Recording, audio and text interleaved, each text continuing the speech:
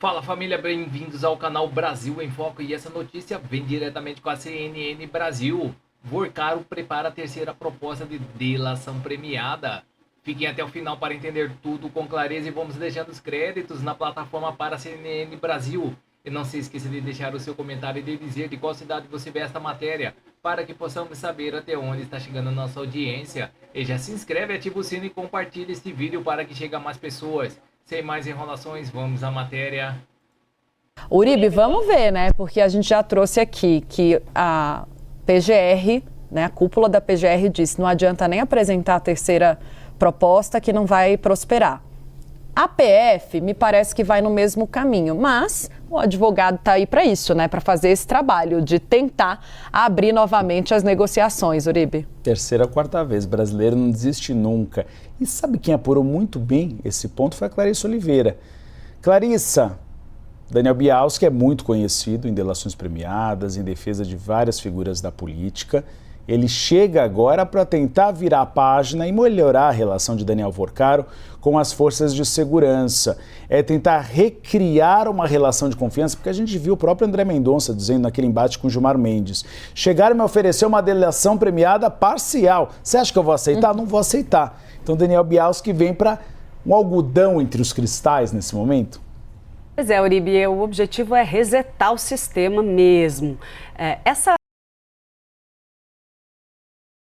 informação sobre um pedido de uma audiência de Daniel Bialski, dos advogados da atual defesa de Daniel Vorcaro com o ministro André Mendonça, que foi divulgada originalmente pela jornalista Andréa Sadi no G1 e confirmada ali pelo nosso analista Theo Cury, ela vem como um primeiro passo formal dessa tentativa, desse novo esforço. Mas os primeiros acenos, informalmente, já aconteceram. Eu apurei, inclusive, que tem pedido na mesa do ministro André Mendonça para começar ali a facilitar, de certa forma, o trabalho dos advogados para redesenhar integralmente todo o plano estratégico para uma delação de Daniel Vorcaro. Redesenhar como? Em primeiro lugar, tem uma demanda para que o Supremo Tribunal Federal autorize mais tempo para os advogados com Daniel Vorcaro. A demanda, pelo que me disseram, é para que os advogados tenham acesso livre ao banqueiro por até 6 horas por dia. Vamos ver se o ministro André Mendonça vai concordar com isso ou não, mas pelo menos esse é o pedido. Justamente porque a ideia é redesenhar todo o plano de delação.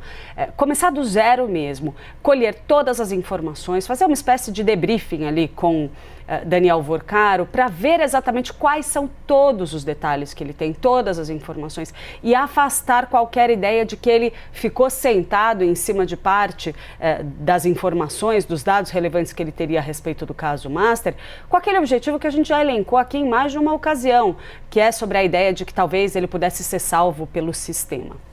É certo que vai ter delação, que não vai ter? Não.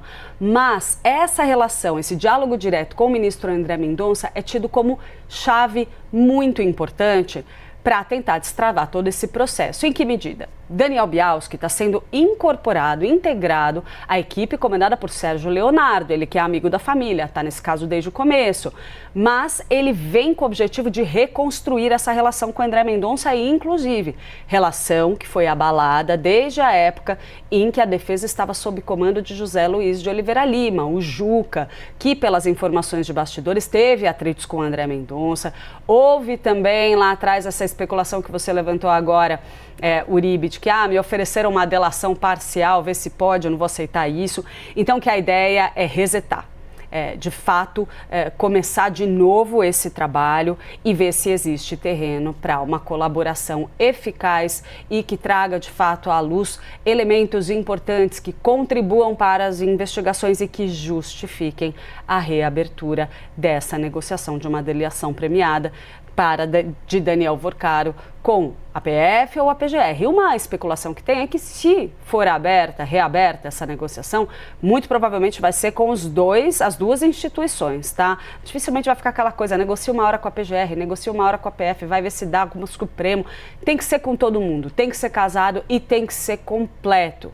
Vamos ver como isso vai caminhar. As informações que eu tenho é que a defesa nova está muito bem integrada e vale a gente lembrar que Daniel Bialski está sendo contratado agora, mas a sondagem vem de longuíssima data. A gente trouxe muitos desses bastidores ao longo do caminho. E uma das premissas nessas conversas tidas entre a família Vorcaro e o advogado é de transparência total na relação com as instituições. Vamos ver como isso vai caminhar daqui para frente. Não deve ser um processo simples e muito menos muito rápido, porque a ideia é fazer direito, se é que vão conseguir fazer.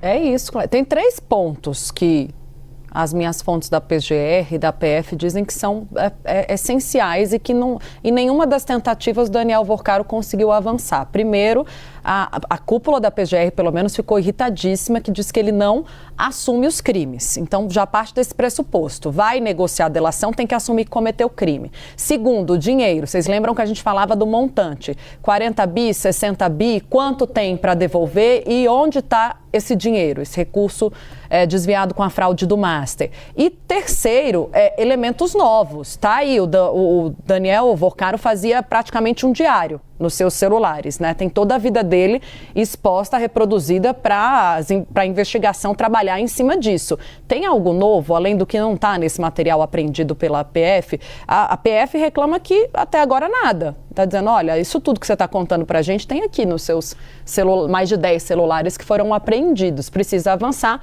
precisa trazer fatos inéditos. Vamos acompanhar. Daqui a pouco a gente volta. Clarissa, Uribe. E vamos com mais notícias no site de Diário 360. Deputado vira alvo de processo após acusações contra Alfredo Gaspar e pode ser cassado. Relator é definido. Representação apresentada pelo Novo no Conselho de Ética pede perda de mandato de Lindenberg Farias após suposta quebra de decoro. Deputado Acácio Favacho será o relator do caso.